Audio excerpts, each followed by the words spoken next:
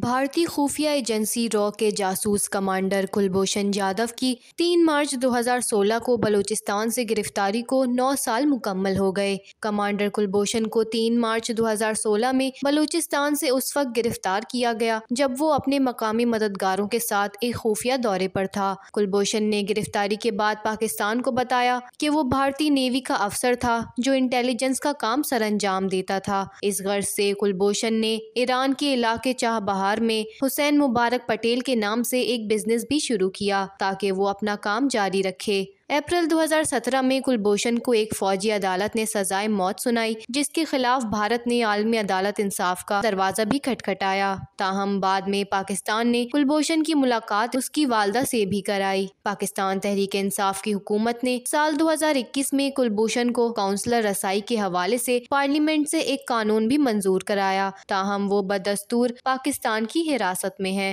کلبھوشن کی گرفتاری نے پاکستان اور بھارت کے پہلے سے خراب تعلقات میں ایک نئے باب کا اضافہ کیا، جبکہ یہ گرفتاری پاکستان کی انٹیلی جنس برتری کا بھی واضح ثبوت ہے۔